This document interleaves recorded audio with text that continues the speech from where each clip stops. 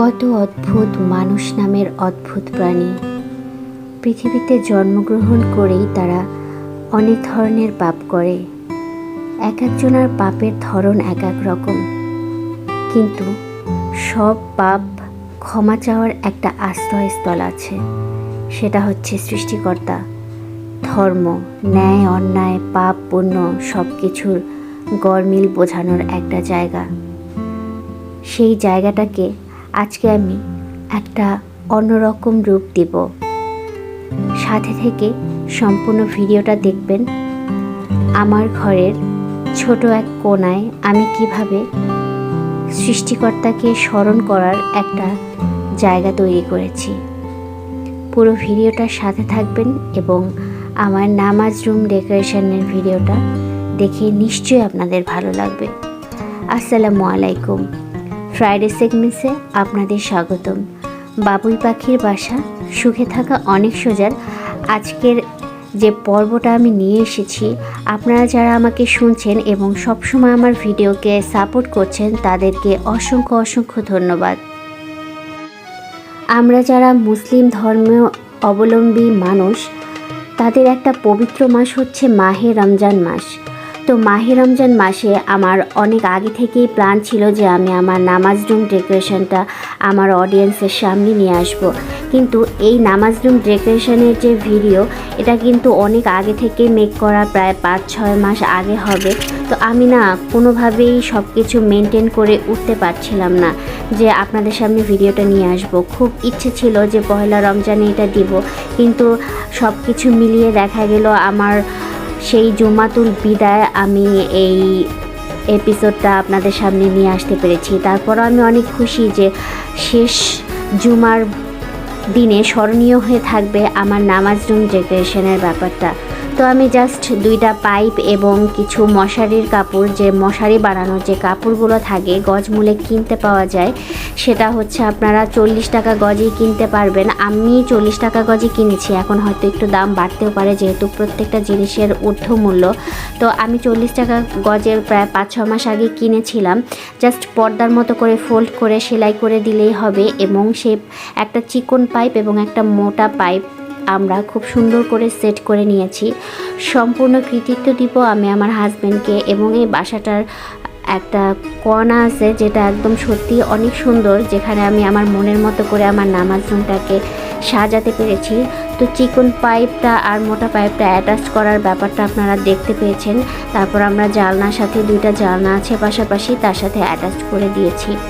আসলে আমরা কত ভাবি না, কত টাকা নষ্ট করি।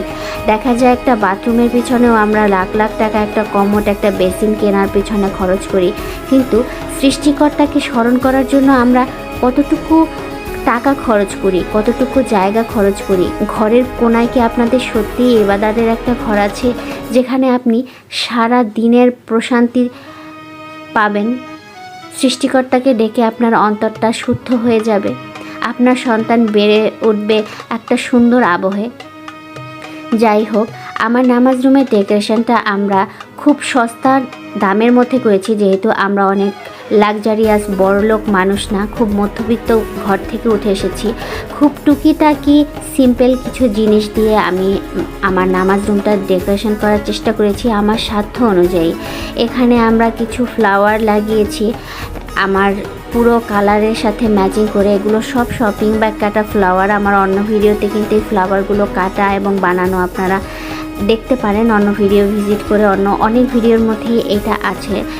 তো আমি এখানে একটা ফ্লাওয়ার করে দিব। আর এই যে সেলফটা, এই সেলফটারও কিন্তু আলাদা একটা ভিডিও আছে আমার চ্যানেলে। আমার চ্যানেল ভিজিট করে কিংবা এন্ড ভিডিও লিঙ্কে দেখে নিতে পারেন।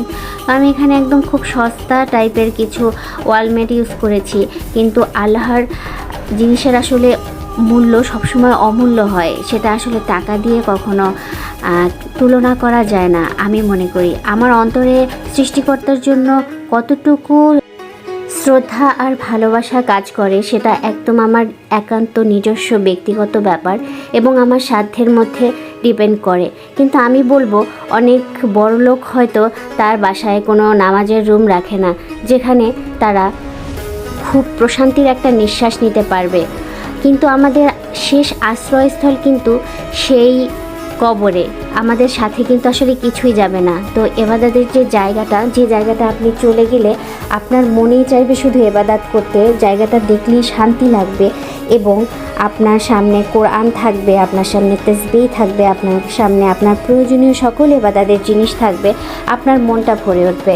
তো এখানে আমি আরও কিছু জিনিস দেখিয়ে দিই। এখানে উল সুতা দিয়ে আমি কিছু পুঁতি এবং ডলার ইউজ করে এবং ফ্লাওয়ার কেটে নেট কাপড় দিয়ে জাস্ট ডেকোরেশন করেছি, আর পাইপটাকেও ডেকোরেশন করে দিয়েছি সম্পূর্ণ ফুল দিয়ে, যাতে এটা বোঝা না যায় যে এটা একটা পাইপ।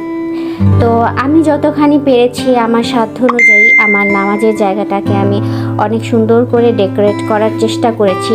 আর আমার কাছে এই জিনিসটা অনেক দিনের শখ ছিল, কিন্তু ভাড়া বাসায় থাকি, সব বাসায় আসলে হয়ে ওঠে না, সব জায়গায় জায়গা হয়ে ওঠে না, কিংবা মনের মতো জায়গা খুঁজে পাওয়া যায় না। আমি ছোট একটা স্পেস খুঁজছিলাম। আমি সব সময় আমার হাজব্যান্ডের সাথে শেয়ার করতাম যে আমি চাই যে আমি যে বাসায় থাকবো, যেখানেই থাকি না কেন, কোনো একটা কোণায় যেন একটা সৃষ্টিকর্তার জায়গা থাকে, যেখানে দেখলে আমার মেয়েও ইবাদত করতে চাইবে তার মায়ের সাথে। তো সেই জায়গাটা আমি আসলে আমার এই বাসাটা এসে আমি খুঁজে পেয়েছি, কারণ এটা আমার অনেক দিনের শখ ছিল, অনেক দিনের স্বপ্ন ছিল। তো আমার কাছে এই 40 টাকা দামের যে মশারির কাপড়টাই সবসময়ের জন্য মনে হয় যেন তুষার নামছে, এবং এই যে ছোট ছোট 10 টাকা 20 টাকা দামের যে পুঁতিগুলো, এগুলোই আমার কাছে ডায়মন্ডের মতো লাগছে, কারণ আমার মনের মধ্যে সৃষ্টিকর্তার জন্য ডায়মন্ডের মতনই ভালোবাসা তৈরি হয়।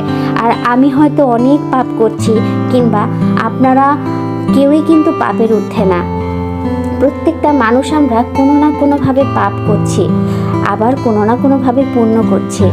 এক একজনের পাপের ধরনটা আলাদা, এক একজনের পুণ্যের ধরনটা আলাদা, কিন্তু প্রত্যেকটা মানুষই কিন্তু দিন শেষে তার সৃষ্টিকর্তার কাছে ক্ষমা প্রার্থনা করে, আর তার সৃষ্টিকর্তার কাছে আশীর্বাদ চাই যে আমি যেন অনেক শুদ্ধ হতে পারি, অনেক পরিশুদ্ধ হতে পারি।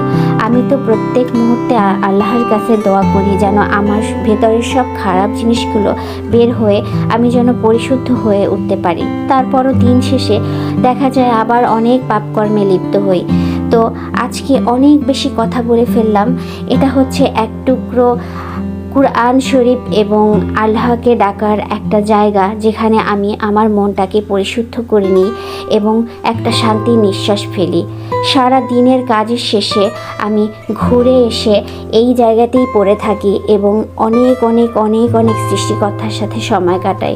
আর আমার ছোট্ট মেয়েটা, সেও প্রত্যেকটা মুহূর্ত বড় হয়ে উঠছে এই আবহে।